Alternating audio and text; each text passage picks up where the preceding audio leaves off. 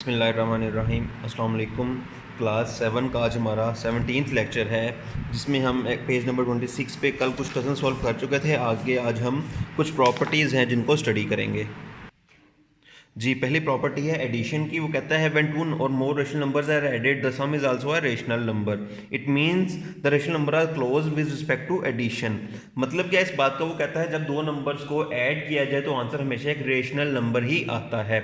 It means ये close है, यानी कि इसको क्लोजिंग प्रॉपर्टी कहा जाता है, या इसको क्लोज कह सकते हैं। जब एक क्वेश्चन को सॉल्व किया जाए या उनको सॉल्व करने से वही उसी फॉर्म में आंसर आ रहा हो तो वो उसकी क्लोज प्रॉपर्टी या उसको वो क्लोज कहते हैं। तो यहाँ पे उसने बताया कि जब दो नंबर्स को ऐड करेंगे तो वो चूंकि रेशनल नंबर ही आएगा, तो इसलिए ये क्लोज्ड है विद रिस्पेक्ट टू एडिशन। जैसा कि नीचे उसने एग्जांपल में वाजी भी किया हुआ है, दोनों उसने रेशनल नंबर्स को ऐड किया, जो आंसर आया वो भी एक रेशनल नंबर है, तो ये प्रॉपर्टी इसके विद रिस्पेक्ट टू एडिशन ये क्लोज होगा। उसके बाद अगले पेज पे चलते हैं। Addition of numbers is commutative.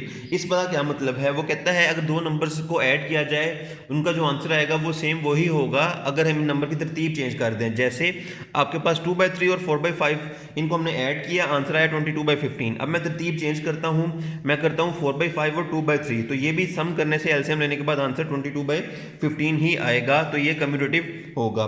उसके बाद सब्ट्रैक्शन पे चलते हैं। When one rational number is subtracted from the another the difference is another rational number. इसको भी निशान लगा लें। उसके बाद it means rational number are close with respect to addition.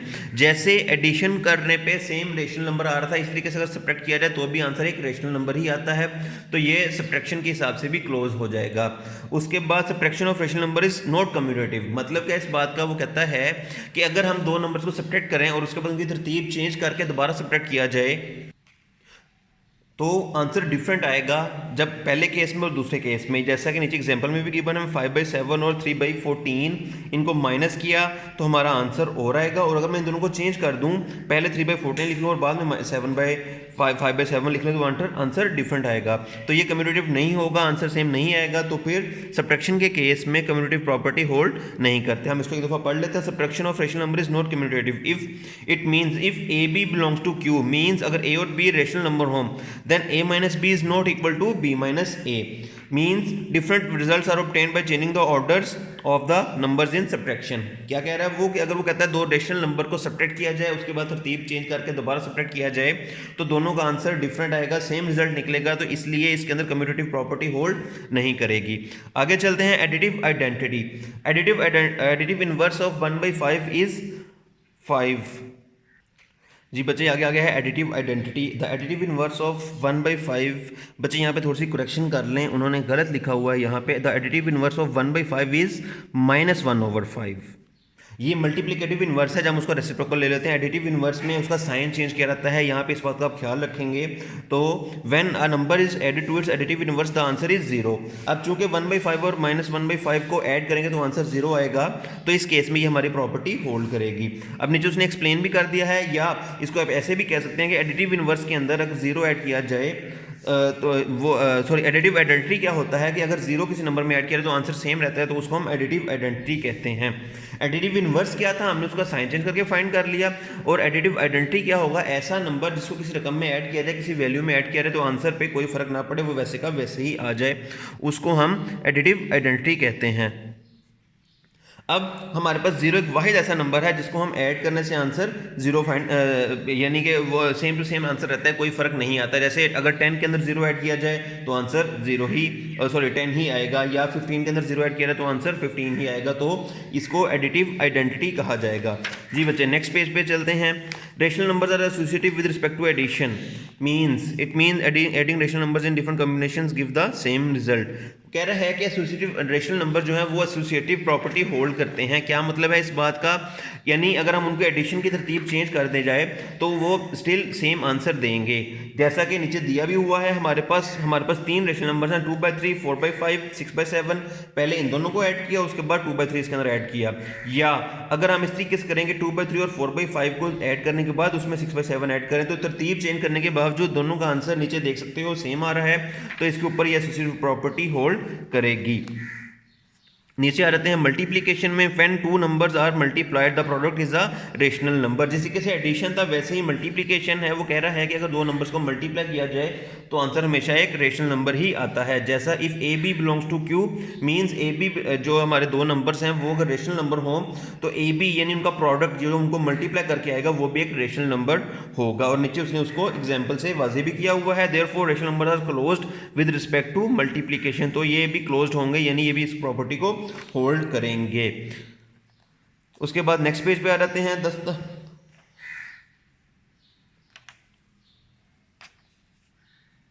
पहले यहाँ पे लास्ट लाइन देख लें, multiplication of real numbers rational numbers follow commutative property. Commutative property means अगर हम दो नंबर्स को मल्टीप्लाई करें और उनका तरतीब चेंज करके दोबारा मल्टीप्लाई करने से जो आंसर आएगा वो दोनों केसेस में सेम होगा, जैसा कि नीचे उसने बताया हुआ है। अगले पेज पे हम एग्जाम्पल देख लेते हैं। 3/4 और 5/2 को मल्टीप्लाई किया, जो आंसर आया, अब तरतीब चेंज करने के बाद 5/2 को पहले लिखें और 3/4 को बाद में लिखें तो भी आंसर दोनों का सेम आएगा। तो हम कह सकते हैं कि रेशनल नंबर्स के लिए मल्टीप्लिकेशन की कम्यूटेटिव प्रॉपर्टी होल्ड करती है। उसके बाद एसोसिएटिव प्रॉपर्टी है, उसमें भी हम उसको भी चेक कर लेते हैं। उसने एग्जाम्पल से आपको वाज़ेह किया हुआ है, उसने बता भी दिया rational numbers are associative with respect to multiplication. Associative में क्या करना था, हमने तीन नंबर्स लेने थे, पहले दो को मल्टीप्लाई या ऐड करना था या सब्ट्रैक्ट करना था, उसके बाद फिर दूसरे दो को ऐड या मल्टीप्लाई सब्ट्रैक्ट करना था और उसका आंसर चेक करना था। तो मल्टीप्लिकेशन के केस में अगर तरतीब चेंज भी की जाए, जैसा कि आप यहाँ पे देख सकते हो, तो भी आंसर दोनों केसेस में सेम आ रहा है। जैसे यहाँ पे 6/7 और 10/4 को पहले मल्टीप्लाई किया, उसके बाद 3/4 से मल्टीप्लाई किया है उसको, लेकिन यहाँ पे 10/4 और 3/5 पहले मल्टीप्लाई हो रहे हैं, उसके बाद 6/7 से उसको मल्टीप्लाई कर रहे हैं, तो इसमें भी ये प्रॉपर्टी होल्ड करेगी। जी बच्चे आगे चलते हैं। Multiplicative identity, one is multiplicative identity of rational number. ऐसा नंबर जिसको किसी नंबर से किसी भी नंबर से मल्टीप्लाई करें तो उसके ऊपर कोई फर्क ना पड़े, उसकी आइडेंटिटी कहलाता है, मल्टीप्लिकेटिव आइडेंटिटी कहलाता है। तो हमें पता है कि वन एक वाहिद ऐसा नंबर है जिसको किसी भी नंबर से मल्टीप्लाई कर दिया जाए तो कोई फर्क नहीं आता, इसको मल्टीप्लिकेटिव आइडेंटिटी कहते हैं। One is a multiplicative identity of a rational number. It means if a belongs to Q then A multiplied by 1 is equal to 1 multiplied by a is equal to a. Means one को किसी भी number से जब हम multiply करेंगे तो answer कोई number different number नहीं आएगा, आंसर वैसे का वैसे ही रहेगा। The reciprocal of rational number is a multiplicative inverse. अब अगर हम किसी नंबर को, जिस तरह वहां पे हमने साइन चेंज किया था एडिटिव इनवर्स के केस में, यहाँ पे मल्टीप्लिकेटिव इनवर्स के केस में हम क्या करेंगे, उसका रेसिप्रोकल फाइंड कर लेंगे। जैसे अगर 4/7 का रेसिप्रोकल फाइंड करने को कहा जाए तो इसका रेसिप्रोकल क्या लिखेंगे आप, 7/4। यानी अगर एक नंबर को उसके मल्टीप्लिकेटिव इनवर्स से मल्टीप्लाई करेंगे तो आंसर हमारा 1 आएगा। जैसा यहाँ पे दिया गया 1/9, इसका मल्टीप्लिकेटिव इनवर्स 9 है, दोनों को हमने मल्टीप्लाई किया तो आंसर हमारा 1 आ जाएगा। इस तरीके से कोई भी आप नंबर ले लें और उसको कोई भी आप नंबर ले लें और उसको जब मल्टीप्लिकेटिव इनवर्स लेने के बाद उनको दोनों को मल्टीप्लाई करेंगे तो आंसर हमारा 1 आ जाएगा। नेक्स्ट नंबर हम नेक्स्ट पढ़ लेते हैं। Rational numbers are distributive with respect to multiplication over addition and subtraction. ये डिस्ट्रीब्यूटिव प्रॉपर्टी भी आप ऑलरेडी पढ़ चुके हैं, मैं यहाँ पे एक्सप्लेन कर देता हूँ। वो कहता है if A B and C 3 belongs to Q, means A B and C तीन रेशनल नंबर्स हों, then A multiplied by bracket start B plus C bracket close. वो कह रहा है कि हम ए को मल्टीप्लाई करें किसके साथ, बी प्लस सी के साथ, लेकिन बी प्लस सी ब्रैकेट के अंदर है, यानी पहले बी प्लस सी करेंगे, जो आंसर आएगा उसको ए से मल्टीप्लाई करेंगे, तो इसका आंसर वही होगा जो इस तरीके से लिखा है। अगर इसको हम ओपन कर लें, इसको डिस्ट्रीब्यूटिव प्रॉपर्टी लगा लें, यानी ए मल्टीप्लाइड बाय बी करें और फिर प्लस करें ए मल्टीप्लाइड बाय सी को, यानी पहले हम ए मल्टीप्लाइड बाय बी उसका आंसर फाइंड कर लें, ए मल्टीप्लाइड बाय सी उसका आंसर फाइंड कर लें और दोनों को ऐड कर लें। इसी तरीके से सब्ट्रैक्शन के केस में भी ये प्रॉपर्टी होल्ड करेगी। जी अगले पेज पे आ जाएं। Division, when a rational number is divided by a non zero rational number the quotient is a rational number. वो कहता है जब हम एक रेशनल नंबर को किसी नॉन जीरो रेशनल नंबर से डिवाइड करें तो आंसर हमेशा एक रेशनल नंबर ही आएगा। बच्चे यहाँ पे एक बात का ख्याल रहे, कभी भी हम जीरो से डिवाइड नहीं करते, वो एक स्पेशल केस होता है जो आपके सिलेबस में भी नहीं है। तो हमेशा डिनोमिनेटर के अंदर नॉन जीरो डिजिट आएगा, यानी बटे के नीचे, फ्रैक्शन के नीचे जीरो के अलावा कोई रकम ली जाती है, कभी भी जीरो हम नहीं लेते, इस बात को अपने ख्याल रखना है। तो देयरफॉर चूंकि इसको डिवीजन करने के बाद भी आंसर भी एक रेशनल नंबर आ रहा है, तो इसके ऊपर ये डिवीजन भी क्लोज होगा, रेशनल नंबर भी क्लोज होंगे विद रिस्पेक्ट टू एडिशन, तो इसके ऊपर भी ये प्रॉपर्टी होल्ड करेगी।